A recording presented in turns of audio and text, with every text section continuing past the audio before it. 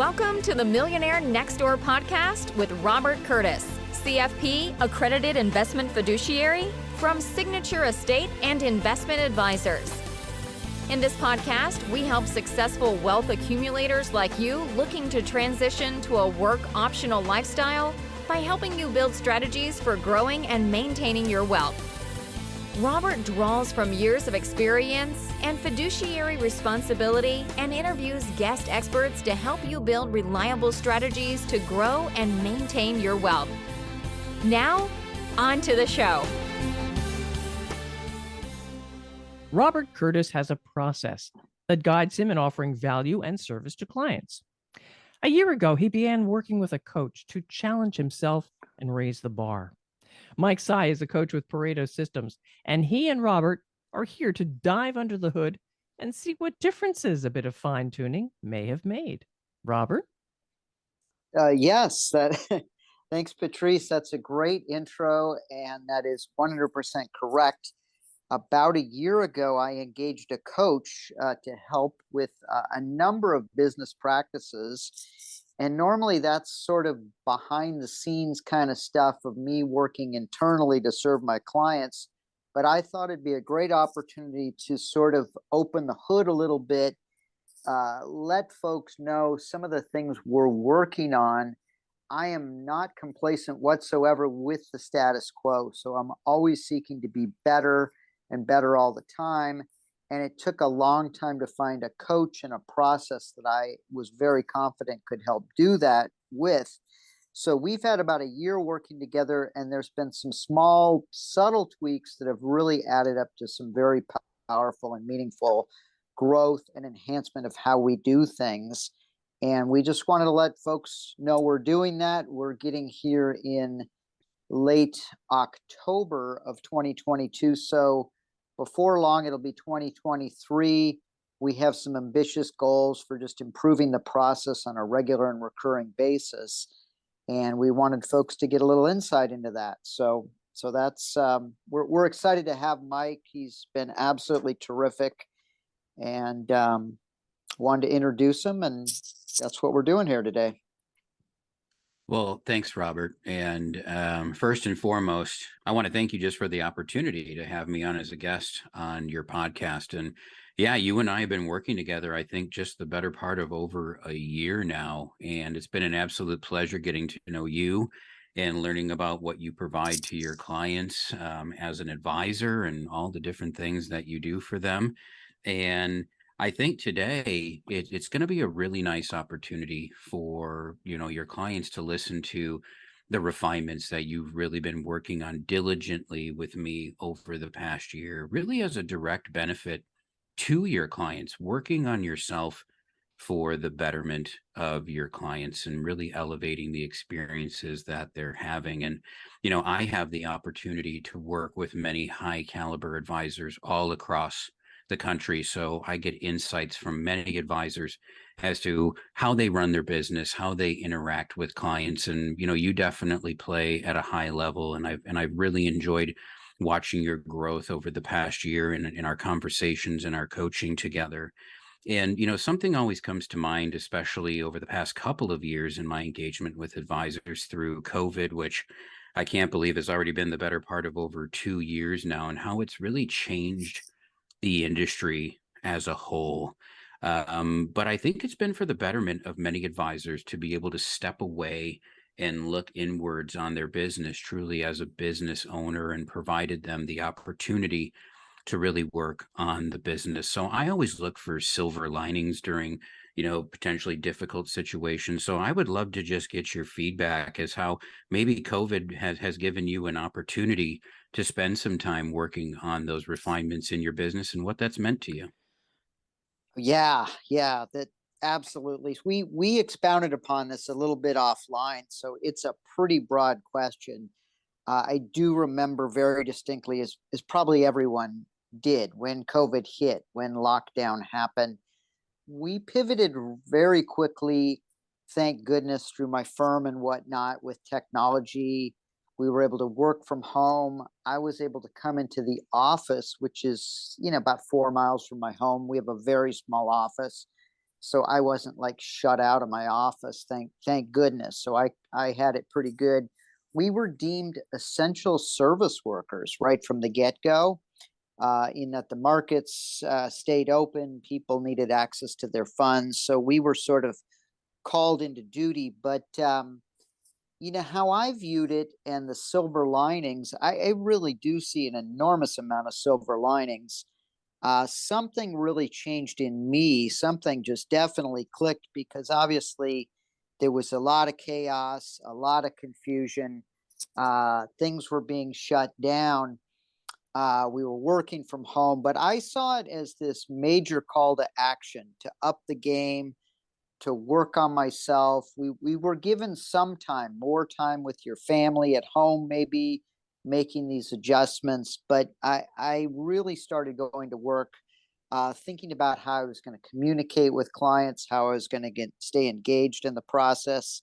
I created a number of videos. There's about 15 videos, short videos, that are on my firm's website. We've sent out over time.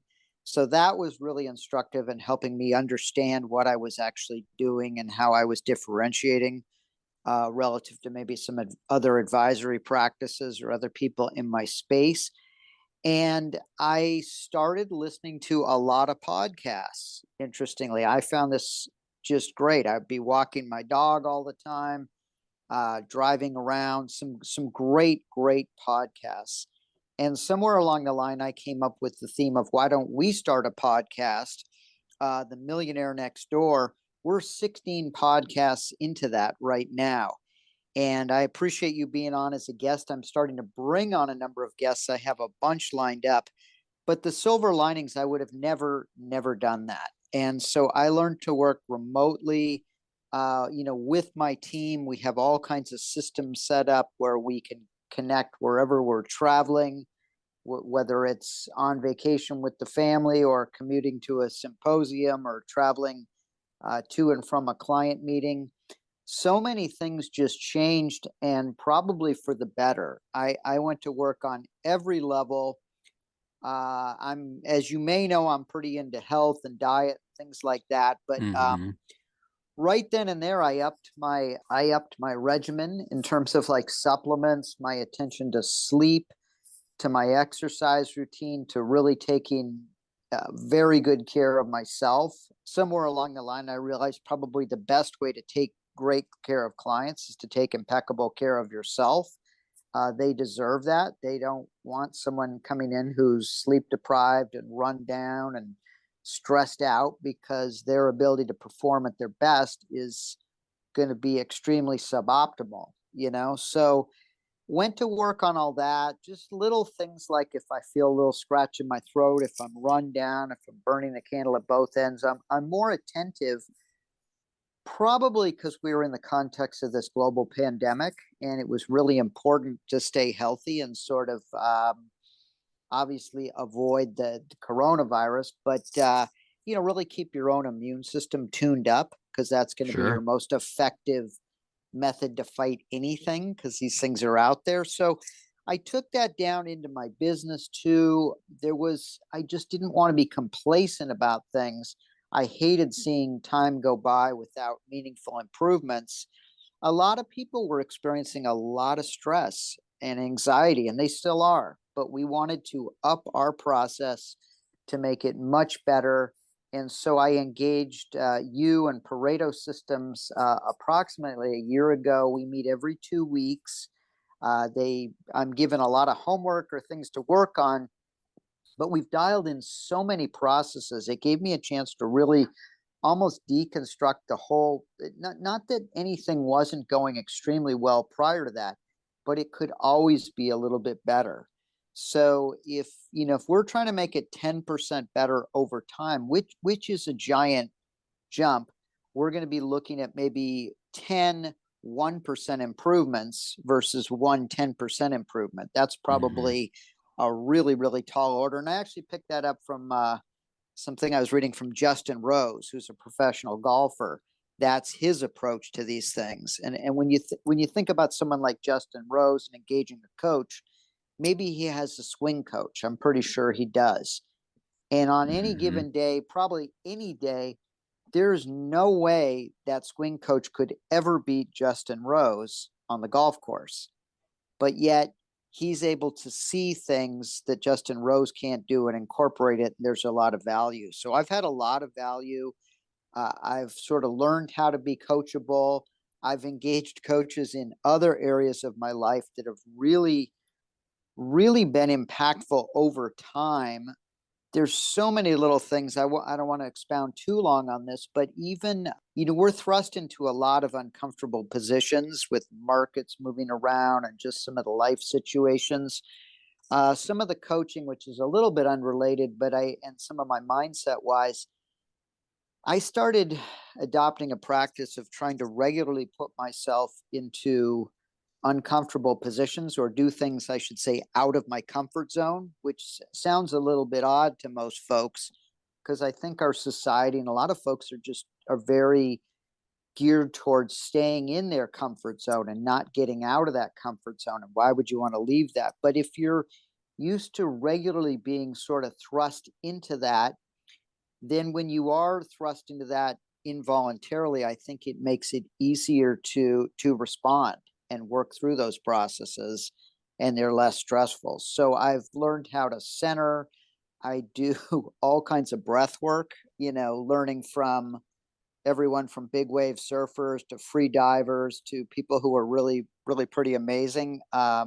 It goes way above financial advisory and planning, but I think it helps me be better at what I do. So, Yeah. family wise, I appreciate my family. I obviously just appreciate health and life and nature and simple little things like a simple walk outside. I've gotten much, much closer to my dogs and my pets, which sounds kind of funny, but I think it's good. There's a lot of people who get a lot of comfort out of that. And, historically, I guess man or mankind has had a pretty tight relationship, right, with their Mhm. dogs and working in tribes and things like that and helping with hunting. So it's been good. It's been really good.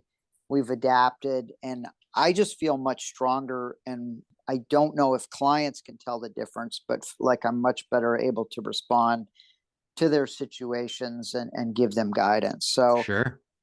I could probably go on the whole podcast. I've seen an enormous amount of silver linings. It's been really beneficial, and I've had huge growth personally through the time frame. So I guess I'm extremely grateful for that. Yeah, that's great, Robert. And I appreciate that insight as I've gotten to know you more over the past year. I think it's always good for your clients to listen to, just like them. You have goals, you have aspirations, you have things that are important to you, but you take what you do seriously. Not just as an individual, but as really someone who provides guidance to your clients. You understand what's important to them first and foremost, with really a focus just in our conversation on things that you can control. And I think COVID has added another layer to our lives about things that are just out of our control, something that we never saw coming, which really leads to thinking about financial planning and what that means to our lives, that there's so many things that are out of our control, things that we sometimes don't necessarily want to think about. But you help your clients in preparing for those things that may be random or unexpected. And I think COVID just highlighted a lot of that for individuals. Am I going to be okay? And, that's where you step in, and you've been able to be that voice of reason for a lot of individuals and provide a unique perspective just based on your experiences and all the years that you've been in this industry and been in this business and been dealing with clients. And that kind of leads me back to the importance of having a well-developed and refined process. And I think over the past year, it's given you the ability to really focus on the importance of that and how that directly benefits your clients, and talking to them about what matters most in their lives, knowing well what you can control, again, with so much uncertainty out there. So maybe talk to us a little bit more about how the development of your process has allowed you to, in conversation and planning, focus on what matters most to your clients with really a focus on what you can control. Yeah, for sure. And your our work together has helped me really dial this in. So there is a really developed and refined process. We've actually given it a name, our process, objective, unemotional, and rules based. But there are many facets to that. I did an entire podcast on what I call my fit process. I don't know if we could ever link. I don't remember which one it is in the series at this point, Patrice, but we really pairing with choosing who you're going to work with on both sides and having sort of a mutual thumbs up. We get so into things with our clients on so many levels that are far beyond just investment management, really serious life situations and goals and aspirations. So, making sure there's a good fit there, but that's one process. There's obviously our investment process, our scheduling process, our introduction process. Will we even work with someone? There's just so many different processes. Another would just be explaining comprehensively what we do, which a lot of times clients don't fully understand all the things we're capable of. They sort of get what we've done for them up to this point, but as their situation, as their lives evolve, as their needs evolve, sometimes new elements will be brought in that will solve an issue, and they may not have had their eyes open to this before, but we can introduce those and we bake those into our process. But it's all one big process. And so when they're dealing with us, we make continual reference to we have a process. It's our people, our practice and our process. So we really rely on the process. You mentioned also this what we can control, and so I've also referenced quite a bit on the podcast, but I think it needs to be restated because it's so important. There's this big emphasis on what we can control, and also understanding the client intimately to understand what really matters to that client. And we do that through what we call form, which is another process, but knowing about their family, their occupational goals, their recreational sort of bucket list, things they're trying to achieve. And then M, just the money, what we can work around that, but understanding the values on everything, where those two live together. So if you were to think of two concentric rings, what matters and what we can control, if they matter and we can control it, we really focus a lot there. If we can't control it, we're probably going to put less emphasis. If it doesn't matter, we're not going to pay a lot of attention to it. So we're very laser focused. And I do want to just give a side comment as as I go through life and deal with situations. I'm becoming much more aware there is much more that is not in our control than what is in our control. Our perception that we can control everything is crazy. So even today, like a big thing is my schedule is just a giant thing that how do we manage and control that? So I had a pretty major meeting that needed to happen with a new client that was introduced today at 5. Turns out it's my wife's birthday today. I thought we'd be done in time. There were some other things that were thrown on my calendar. The doctor who we were introduced to, who's actually requested because his wife had an issue and moving it to tomorrow. So these things resolved themselves. We had a few other things thrown into our calendar. I got another introduction that we were trying to fit into the schedule because it was a really acute need to meet with them on Thursday. I get a call this morning after I baked in the time and done some work. Believe it or not, the woman who I've not yet met with, she's really concerned and freaked out and anxious about the market.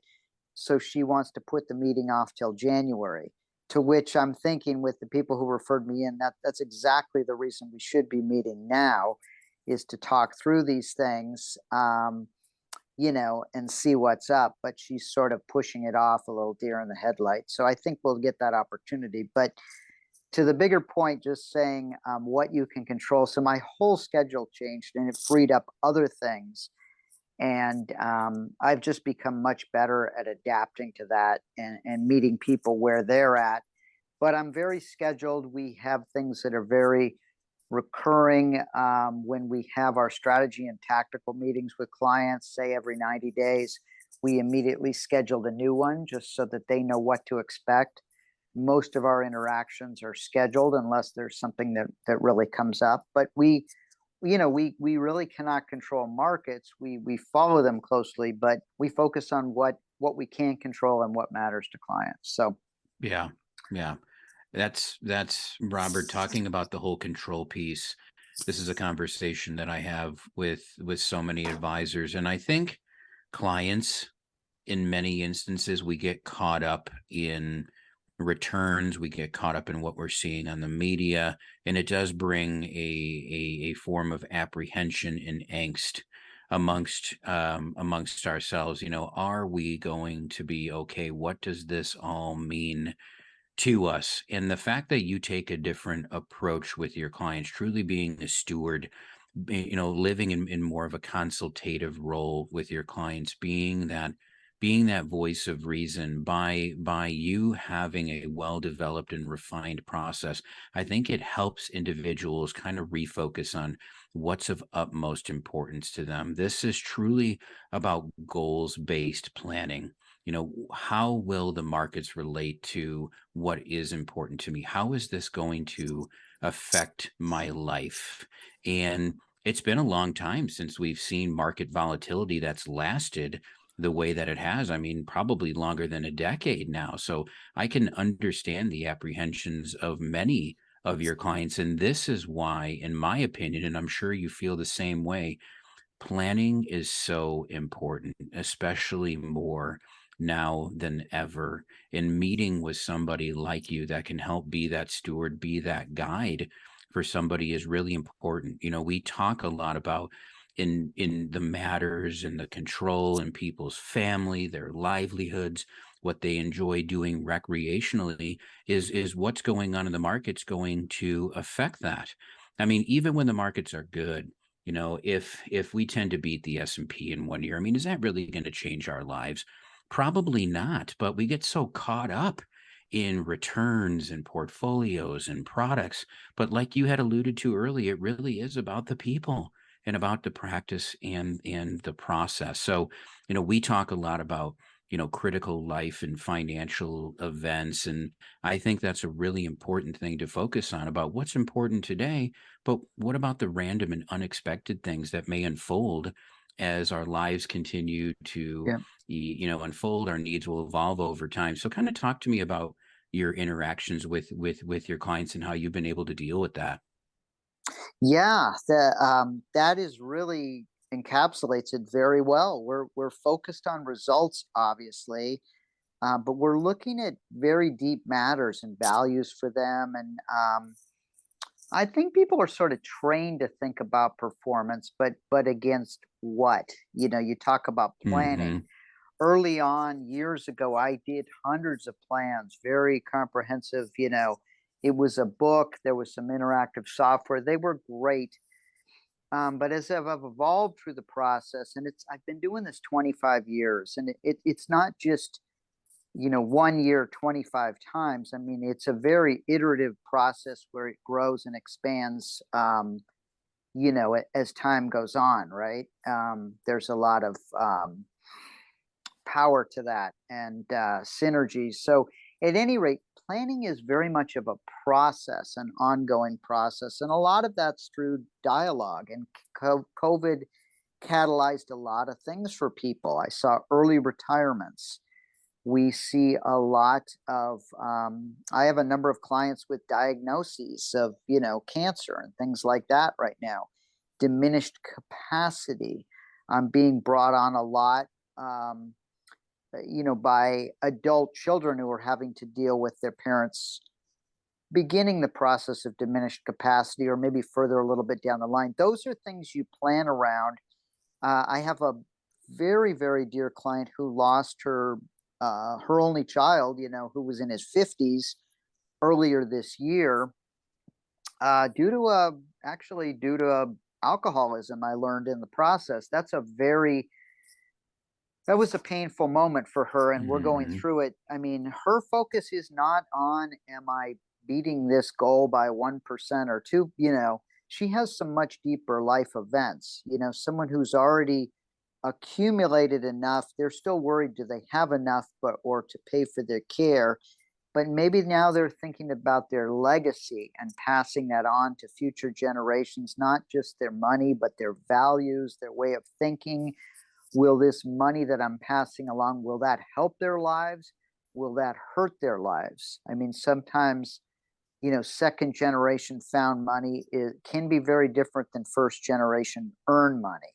Other times, though, those interests and values can be aligned, and they assume the stewardship roles. So I'm not sure if that's getting at your question, but I've learned through, and a lot through the process I've engaged with you, is really just asking much deeper questions. If somebody's hyper focused on returns, what are they really driving at? And perhaps that's not the best fit for me, because that hyper focus just purely on returns, I don't know what that's serving, but it becomes sort of a commoditization kind of thing. So what if Mhm. someone can do 0.25 better than me? Are they going to meet, and no one can consistently do that. We cannot control that. We can make good choices, but I very much involve my clients in the choices. I give them a number of choices. We explain our recommendations. We let them make the choice. This is not a take it or leave it kind of thing. They have to agree with it. So they're buying into this, but we're trying to educate. So there's never a sales process. That the only thing we're really asking anyone to buy into is our process. And it's a Mhm. very, very good process that we're enhancing all the time. In the same way I would want my doctor to be right on the cutting edge of figuring out the new developments and knowing how to deploy them right away for my benefit, which I think they do a good job at generally, but they're also hit with being overscheduled and not having a lot of time to maybe do some research or things that aren't immediate in nature. So we walk through this, people through this after a lot of deep questions. It's really not the performance, and we do very well for performance. Results are really important to us, but I'd much rather focus on what are the key drivers. What are they trying to get at? Where are they trying to go? What kind of performance do we need? So lately Mhm. we've seen short-term interest rates shoot up at possibly one of the fastest rates I've ever seen, if not ever. So we had some folks where, their goals and some of their risk tolerances, we can already hit those levels with these increased levels of yield, with pretty low risk. I mean, the thing is, inflation is out there, and that's been giant. But we walk them through that process. Or why would you take on this risk? What does it mean in a relative sense? A lot of people they want to stay wealthy too, or they want to keep their corpus intact and grow it to beat inflation, have income, but pass on a legacy. So we think through all that. If someone is super just focused on returns, or they want to feel better at the cocktail party that they picked the latest internet, or God knows what it is today, a cannabis stock, or my goodness, those are a disaster, but or Sure. cryptocurrency, they might not be a real good fit for us. Yeah. So we're very careful. I had a recent introduction to a pretty high net worth person who's going through a marital separation. And we spent a lot of time. They have a lot of issues with very concentrated stock in one position that's not super liquid. Some other positions where the ex spouse had made some very poor choices in cruise lines and stuff like that. So we walked them through the tax process, some of the changes, all the things we could do, the whole scope. There was a bit of a focus on performance, which was a bit concerning. We're still in discussions trying to determine if there's a good fit. I think we could add an enormous amount of value, but we're really looking for folks who ultimately, those that empower us fully. I mean, Hmm. we're able to serve very, very well. And if people, I've seen cases where they've split it between two financial advisors, and I advise this person that pricing wise, we're not going to be as good. I don't think that's going to serve you as well. That's like having, two or three dentists. What's the point? I think someone would be better served by one team or one process that they really have a high degree of trust in. But we think through these things, and I just feel very grateful for the relationships I've had and the people I work with. And the reality is, at this stage of my career, I don't really have to do this anymore. I get to do this, and I'm Yeah, really grateful for that. And I'll be the first to say I'm not trying to just grow this giant. I just really want very high value relationships with folks we care a lot about, we're doing everything for. And you can't do that for everybody. So that's why the that's emphasis right. is on a fit process. And it makes, we've really been through 2008 together. We've seen losses of spouses, COVID, diagnoses, dementia, um, pretty much you name it. And so you don't want to engage with everyone on that level, but certain people you're a little bit going to battle with, and they don't.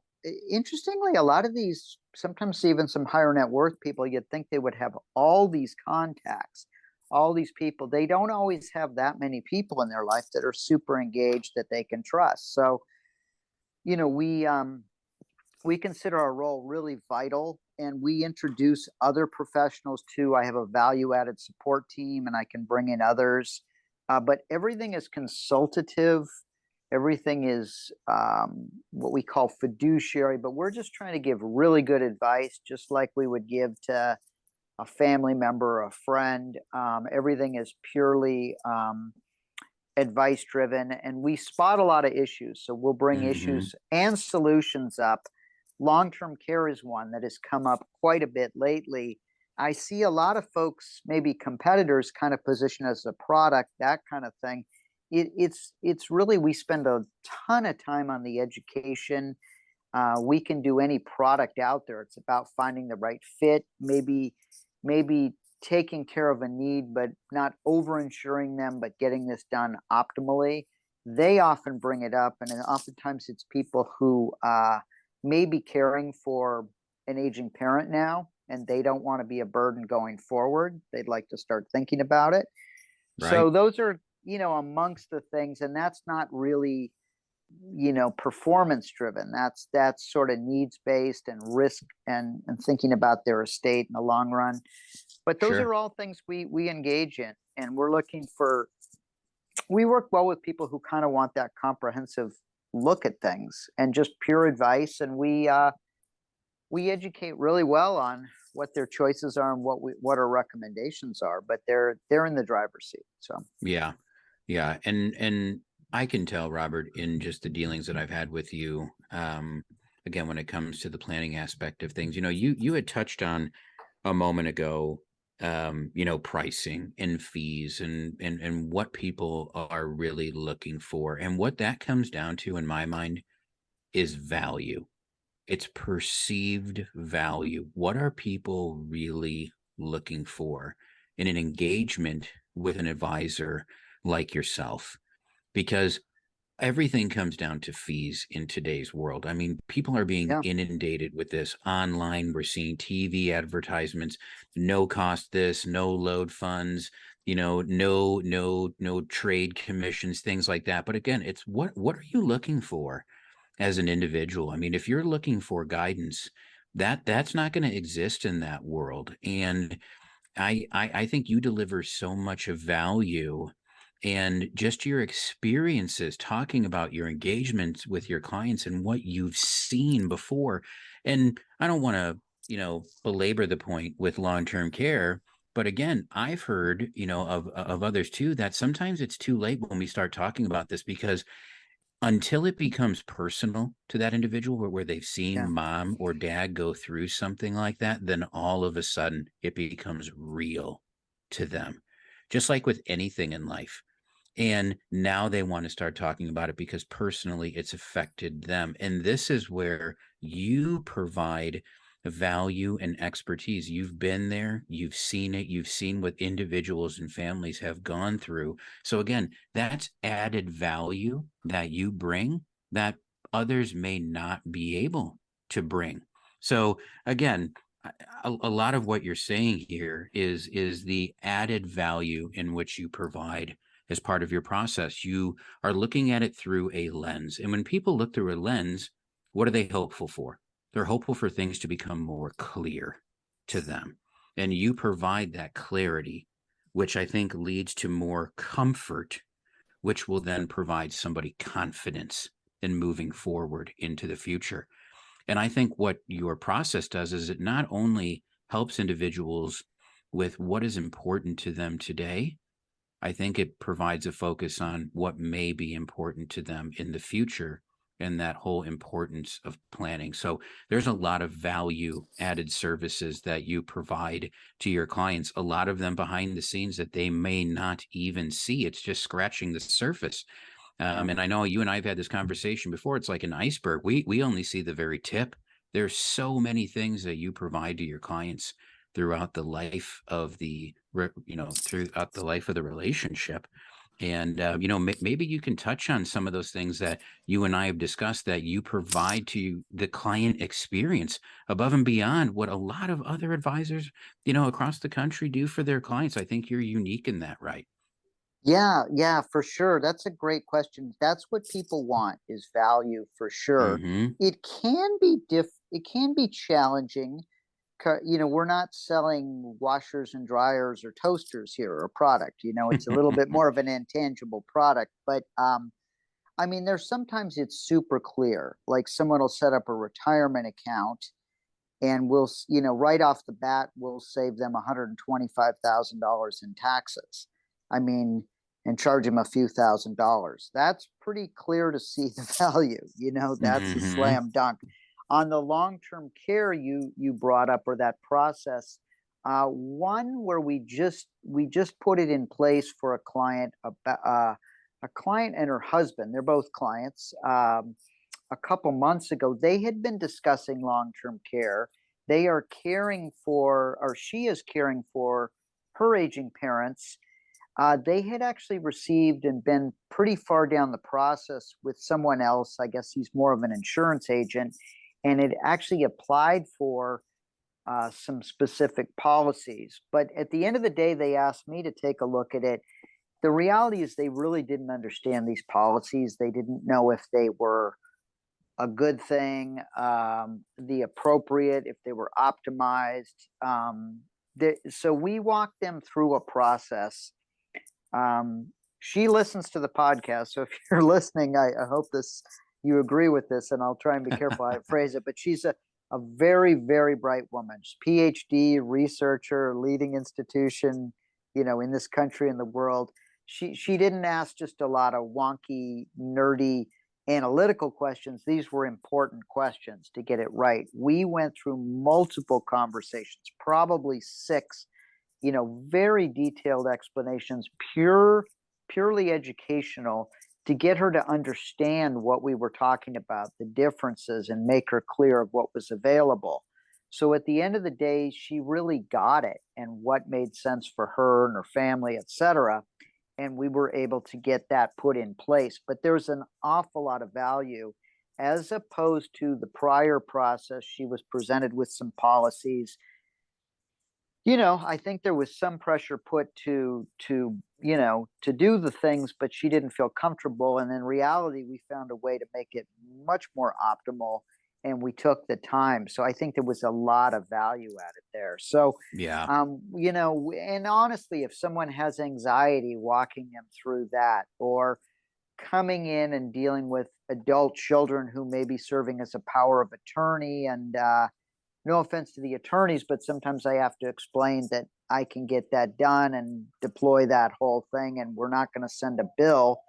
Not picking on attorneys, but sometimes their bills at their hourly rates are pretty substantial. We can do a lot of that stuff.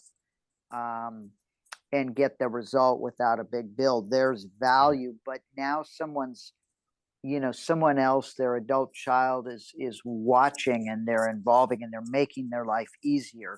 Pretty hard to put a value on that. So if we can help them sleep well at night, if somebody's got anxiety about the markets, about everything, the direction of the economy or the country or the level of debt or whatever it is, or inflation, or the simple, is this going to be enough? We can give them a very straightforward conversation and dialogue and help them understand the dynamics. And and someone Yeah. the podcast is the Millionaire Next Door, the overnight 25-year success story. So we do have a lot of folks that come where they are. They have I had to explain to a client, believe it or not, a couple months ago, was kind of a new client engaging, how we work with the Millionaire Next Door, the overnight 25-year success story. And she was like, "Oh, I'm not this millionaire yet." And I'm like, I'm looking at your assets and the statement, and I see 7 figures. You're a millionaire. And it's sort of, she Hmm. sort of was like, "You're right."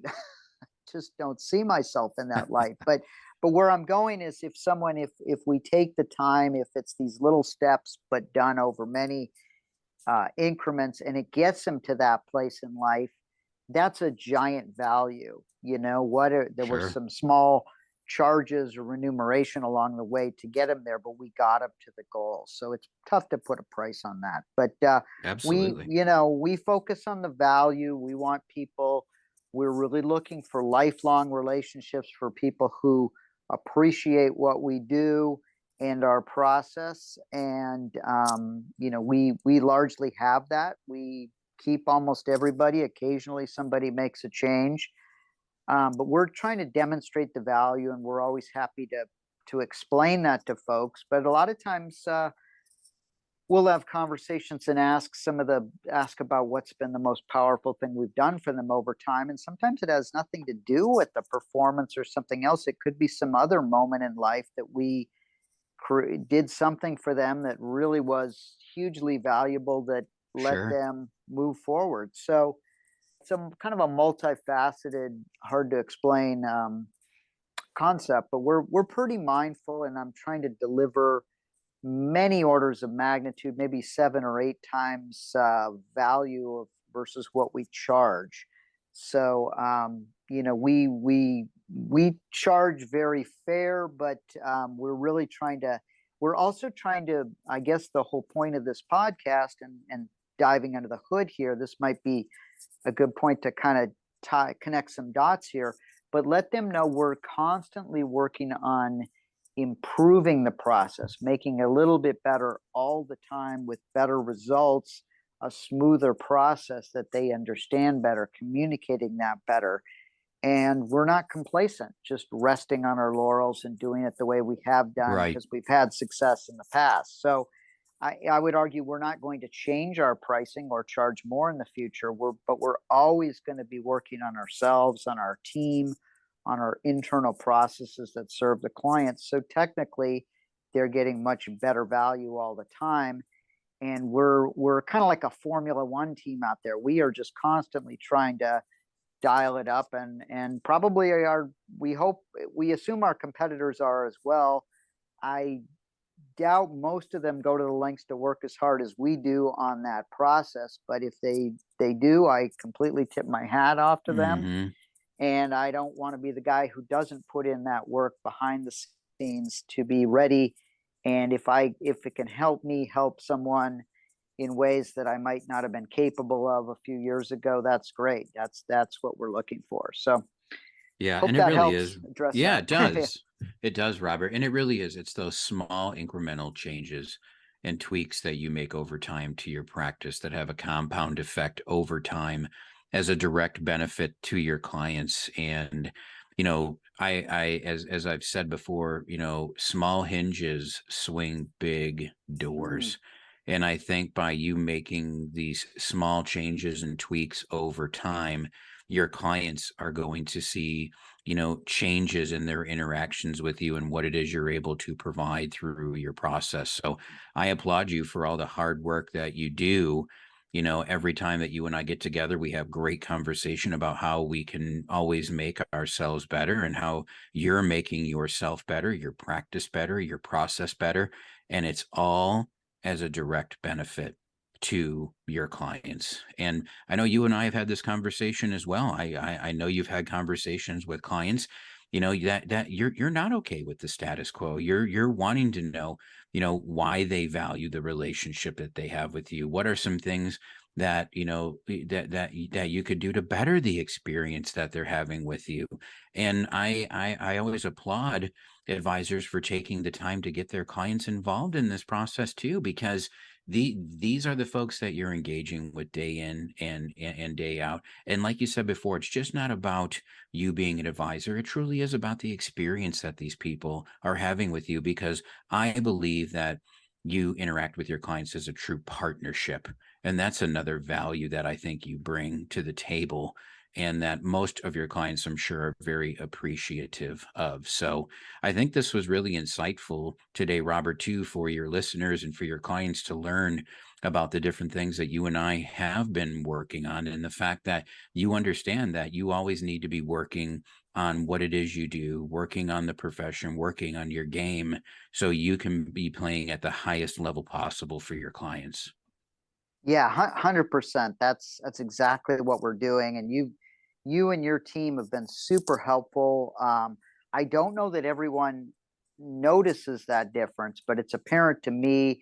And you talk about these subtle tweaks, but a lot of times, if you introduce enough of them, they start stacking to where you get a real meaningful benefit. So today, I hadn't even thought of this until one of our engagements about 30 days ago. And I said, this would be great just to give folks, clients, maybe some of our listeners and audience and whatnot, an inside peek at under the hood. It's sort of like we're tearing down the engine and rebuilding it. And it was running great, but we might learn something each time or make it a little bit better.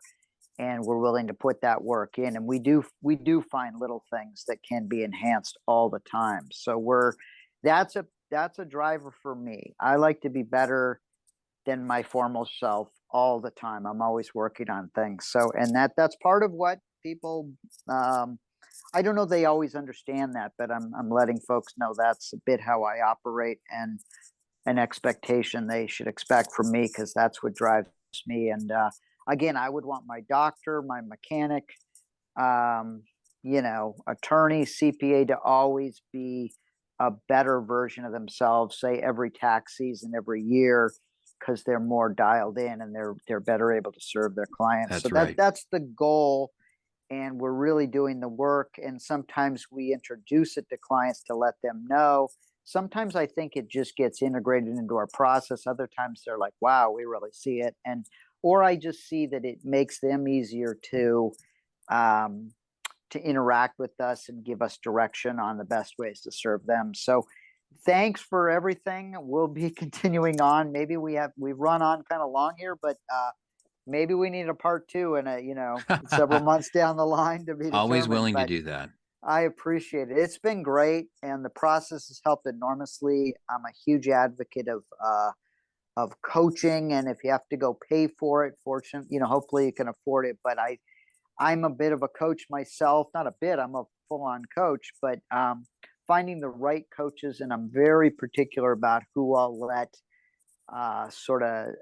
guide me in that process. But if I find the right ones, I'm completely all in, and you guys are great, and this has helped, and I think it's serving all the folks I work with, and I'm just really grateful for it. So thanks to thanks, you. Robert. Yeah. Yeah. I appreciate the time today.